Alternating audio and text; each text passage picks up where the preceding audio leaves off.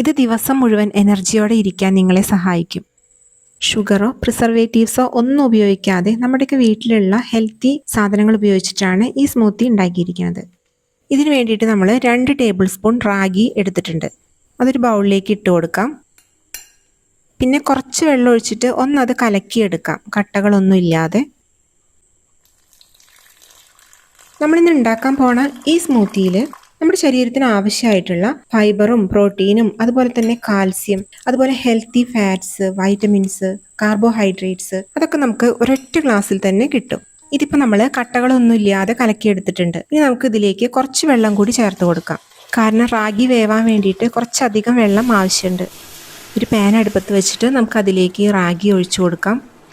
എന്നിട്ട് കട്ടകളൊന്നും ഇല്ലാതെ നന്നായിട്ട് ഇളക്കി കൊടുക്കാം. ഒരു മീഡിയം ഫ്ലെയിമിൽ വെച്ചിട്ട് വേണം ഇത് വേവിച്ചെടുക്കാൻ. ഇപ്പോൾ അത് കുറേശ്ശെയായിട്ട് കുറുകി വന്നു തുടങ്ങിയിട്ടുണ്ട്. റാഗി ശരിക്കും വെന്തിട്ടില്ല, അപ്പോൾ കുറച്ച് വെള്ളം കൂടി നമ്മൾ ഒഴിച്ചു കൊടുത്തിട്ടുണ്ട്. ഇത് കുറുകി ഒരു ഡാർക്ക് കളറായി വരുന്ന സമയത്ത് വേണം ഇത് ഇറക്കി വയ്ക്കാൻ. ഇപ്പോൾ ഇത് കറക്റ്റായി വെന്ത് വന്നിട്ടുണ്ട്. ഇനി നമുക്ക് സ്റ്റവ് ഓഫ് ചെയ്യാം. ഇനി ഇത് ചൂടാറാനായിട്ട് മാറ്റി വയ്ക്കാം. ഇനി ഇതിലേക്ക് നമുക്ക് വേണ്ടത് ഒരു പേരയ്ക്കയും ഒരു ക്യാരറ്റിൻ്റെ പകുതിയാണ്. ഇത് ചെറിയ കഷ്ണങ്ങളായിട്ട് ഒന്ന് മുറിച്ചെടുക്കാം. ഈ സ്മൂത്തിക്ക് വേണ്ടിയിട്ട് നമ്മൾ കുറച്ച് chia seed, 1 teaspoon chia seed നമ്മൾ വെള്ളത്തിൽ കുതിർത്താൻ വേണ്ടിയിട്ട് വെച്ചിട്ടുണ്ട്. അതുകൂടാതെ ഒരു 4 ഈന്തപ്പഴം, 4ഓ 5ഓ എടുക്കാം. പിന്നെ ഒരു 4 ബദാം, പിന്നെ ഒരു 4 കാഷ്യൂ നട്ട്സ്, അതൊക്കെ നമ്മൾ വെള്ളത്തിൽ കുതിർത്താൻ വേണ്ടി വെച്ചിട്ടുണ്ട്.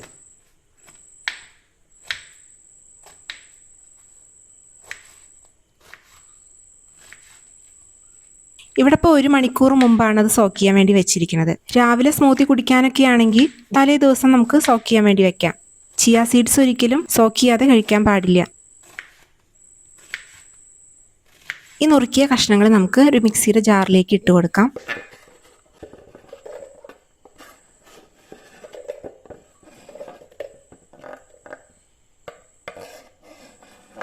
നേരത്തെ സോക്ക് ചെയ്യാൻ വെച്ചിട്ടുള്ള കുരു കളഞ്ഞ ഈന്തപ്പഴവും പിന്നെ ബദാമും നട്ട്സും അതിപ്പോൾ നമുക്ക് കുതിർന്ന് കിട്ടിയിട്ടുണ്ട്. അതും കൂടി നമുക്ക് ഇതിലേക്ക് ചേർക്കാം. എന്നിട്ട് നന്നായിട്ടൊന്ന് അരച്ചെടുക്കാം.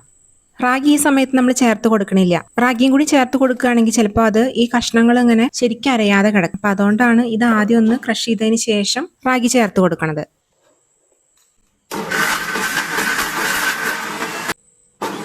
ഇനി ഇതിലേക്ക് ചൂടാറിയ റാഗി നമുക്ക് ചേർത്ത് കൊടുക്കാം.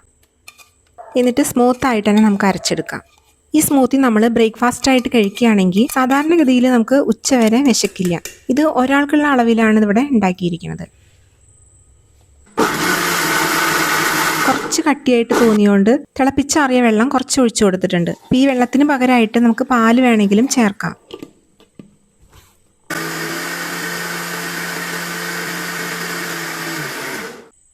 ഇനി അതൊരു ഗ്ലാസ്സിലേക്ക് നമുക്ക് ഒഴിച്ചു കൊടുക്കാം. നേരത്തെ നമ്മൾ കുതിർത്ത് വെച്ചിട്ടുള്ള ചിയാ സീഡ്സ് നമുക്കിതിലേക്ക് ഇട്ട് കൊടുക്കാം. എന്നിട്ട് നന്നായിട്ടൊന്ന് മിക്സ് ചെയ്യാം. ഇനി ഇതിലേക്ക് നമ്മൾ കുറച്ച് നട്ട്സും പിന്നെ ഒരു ഈന്തപ്പഴം എടുത്തിട്ടുണ്ട്. പിന്നെ കുറച്ച് പംകിൻ സീഡ്സും എടുത്തിട്ടുണ്ട്. അതും കൂടി നമുക്കിതിലേക്ക് ഇട്ട് കൊടുക്കാം. ചെറിയ കഷ്ണങ്ങളാക്കിയിട്ട് ഒന്ന് ഡെക്കറേറ്റ് ചെയ്യാം. അതും കൂടി ഇടുമ്പോൾ ഇത് കൂടുതൽ ഹെൽത്തി ആവും.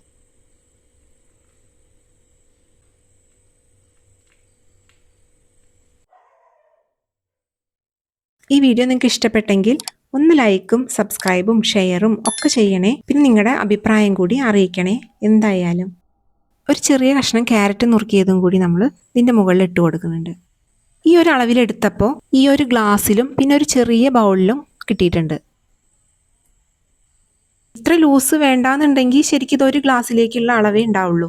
വളരെ ഹെൽത്തിയും ഒപ്പം ടേസ്റ്റിയും ആയിട്ടുള്ള ഈ സ്മൂത്തി നിങ്ങൾക്ക് ഇഷ്ടപ്പെട്ടെന്ന് ഞാൻ കരുതുന്നു. അടുത്തത് ഒരു യൂസ്ഫുൾ വീഡിയോ ആയിട്ട് വരാം. താങ്ക്